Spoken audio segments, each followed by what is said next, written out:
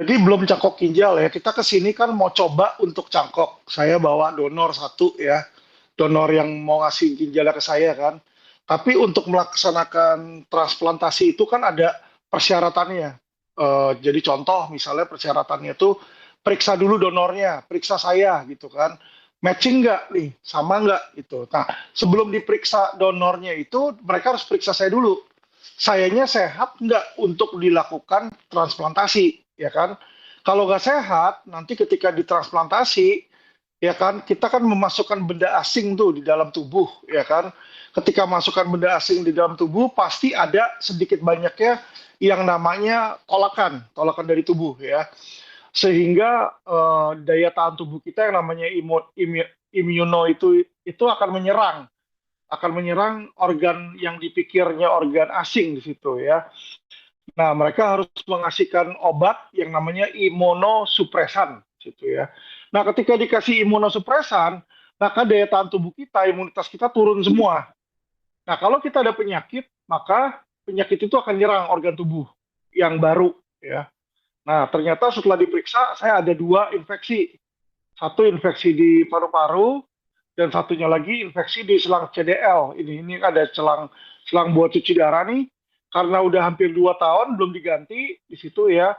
Karena kesibukan maka apa namanya katanya infeksi. Cuma kan saya nggak tahu itu infeksi karena nggak berasa apa-apa gitu loh ya. Nah, makanya harus diberesin dulu infeksinya sama eh, apa namanya infeksinya di dua tempat ini.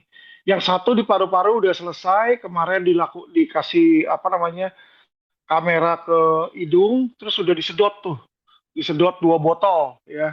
Jadi kiri sama kanan tuh keisi air dan sama ada apa polen-polennya gitulah yang putih-putih nempel gitu.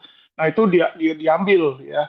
Nah, yang belum ini yang CDL. CDL di sini mereka nggak berani karena nunggu dokter di Indo karena yang pasang mereka. Jadi mereka nggak mau copot yang dipasang oleh dokter lain di situ. Jadi nunggu itu dulu, baru rencana minggu depan saya ke apa namanya ke kota lain lagi, ke rumah sakit yang lebih besar untuk mengecek compatibility ini, karena di sini nggak ada di situ cek compatibility. Nah, kalau memang oke, nanti berikutnya habis pulang ke Indonesia, pasang CDL, baru balik lagi sama donornya gitu ya. Jadi ya gitulah namanya cangkok ginjal itu nggak mudah.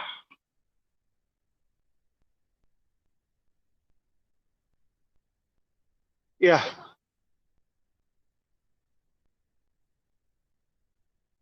jadi biasa kalau kita sakit gitu ya, gagal ginjal, itu yang namanya cairan air itu nggak bisa kebuang, Mbak. Biasanya kalau cairan air itu kan, kalau orang normal, mohon maaf ya, yang ginjalnya bagus, itu kebuang melalui alat kelamin ya.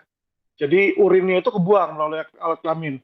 Saya ini sudah 5 hari nggak kencing, udah nggak bisa kencing gitu loh. Jadi nggak keluar melalui alat kelamin, akhirnya apa yang terjadi sama air itu harus disedot. Nah, kalau kita lupa sedot atau kebanyakan minum, maka organ-organ tubuh itu akan menggelembung dari kaki, perut, muka ya. Sampai terakhir kalau udah penuh di situ, dia akan masuk ke paru-paru. Jadi paru-paru kita akan yang namanya tergenang terus kita susah nafas. Itu Mbak.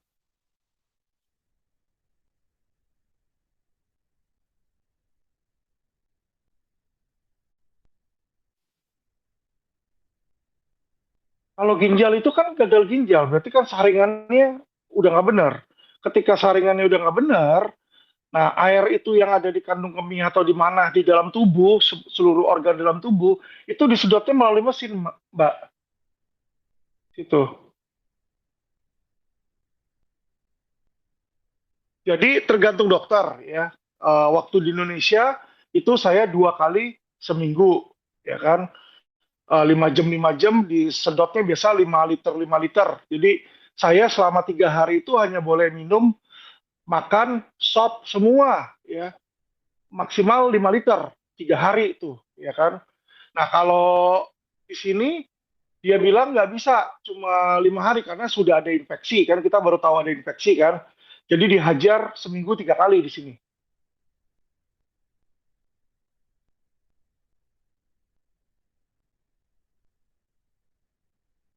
Aduh, banyak banget. Saya udah nggak boleh makan daging. Karena daging, misalnya daging ayam, daging sapi itu kan banyak purinnya nih.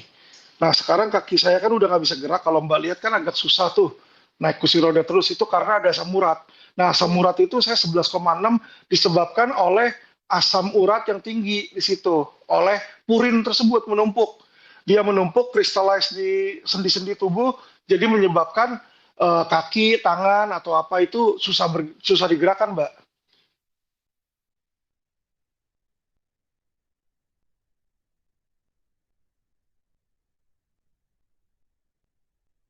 Nggak ada yang bisa ngasih tahu Mbak, soalnya kan saya nggak tahu ke depannya ada sakit nggak, ada apa nggak gitu loh. Karena yang namanya udah gagal ginjal itu disebut penyakit kronis, bukan penyakit akut. Ya, yang saya punya ini penyakit kronis karena sudah berkepanjangan. Alhasil selalu akan nanti ada komplikasi. Jadi awal saya diabetes, hipertensi kena, habis itu kena jantung. Di sini saya udah pasang ring dua, ya kan. Dari jantung kena lagi ke macam-macam lah Mbak. Itu ginjal tadi kan. Dari ginjal ke paru-paru, ya dari paru-paru sekarang ke kaki di situ kan.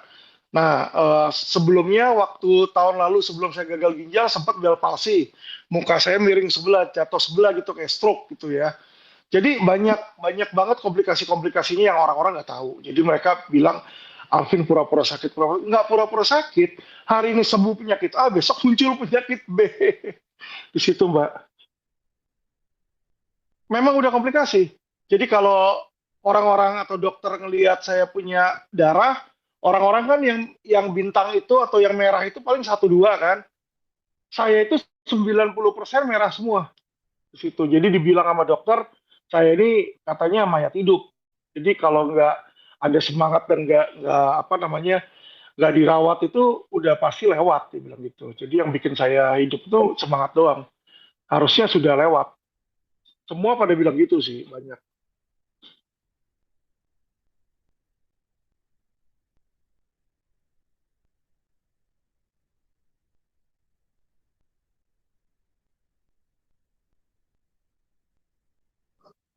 Ya, sekarang banyak yang bilang kan saya kabur dari LP-nya Novi, ya kan. Kalau kabur, saya kabur dari apa? Panggilan aja belum ada. Iya dong. Maksudnya dipanggil dulu, saya dipanggil, saya takut, baru saya kabur kan. Orang panggilan aja belum, Mbak. Ini kan Mbak tahu, 2 hari atau 3 hari yang lalu baru Novi diperiksa. Novi itu saksi pelapor, Mbak. Itu selalu pertama diperiksa.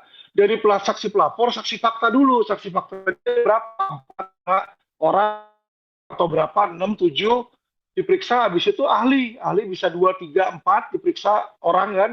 Baru gelar perkara. Itu bisa 2, 3 bulan, Mbak. Masa saya 2, 3 bulan nungguin di Indonesia, terus saya.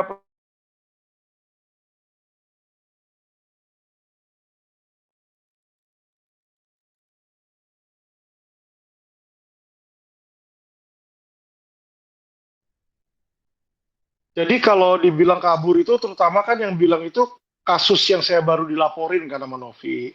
Nah itu juga dia baru diperiksa 2 hari yang lalu. Yang namanya kabur itu adalah kalau kita menghindari ada panggilan, ya kan? Ini dipanggil aja belum, gitu loh. Dipanggil aja belum. Jadi gimana saya kabur? Mau ngapain saya kabur, gitu loh. Saya udah bilang berkali-kali ini perkara sepele banget bagi saya, gitu loh. Nah yang kedua adalah orang harus paham proses penyidikan ya. Proses penyidikan itu awal pelapor dulu diperiksa si Novi. Nah ini Novi baru diperiksa 2 hari yang lalu. Habis itu diperiksalah saksi-saksi fakta ya. Kita nggak tahu ada berapa saksi fakta yang dipunyai si Novi. Mungkin 4, 5, 6, 7. Nah setiap kali dipanggilan kan nggak bisa setiap hari manggil langsung 6, 7 orang, nggak bisa. Satu dulu, nanti minggu depan satu lagi, minggu depan satu lagi. Jadi kalau ada 6 misalnya sebulan setengah, itu baru periksa saksi. Habis itu periksa ahli. Ahlinya ada berapa? Empat. Empat tiap minggu satu satu satu misalnya nih, ya kan? Berarti udah 4 minggu lagi, sebulan lagi, udah 2 bulan setengah, Mbak. Habis itu barulah mereka panggil saya di situ, panggil saya, ya kan, sebagai saksi terlapor. Dan jadi saya melihat LP ini paling cepat juga masih minimal 1-2 bulan lagi gitu loh. Masa 1-2 bulan saya nggak boleh mengobati diri dulu? Apalagi ini kan lagi holiday season. Saya kan susah jalan nih seperti orang lihat kayak kursi roda. Jadi saya butuh istri sama anak saya, nggak kasihan istri saya kalau sendirian 24 jam saya mau kencing mau kemana saya bangunin dia kan repot gitu loh. Jadi kalau ada saya kan bisa gantian Mbak.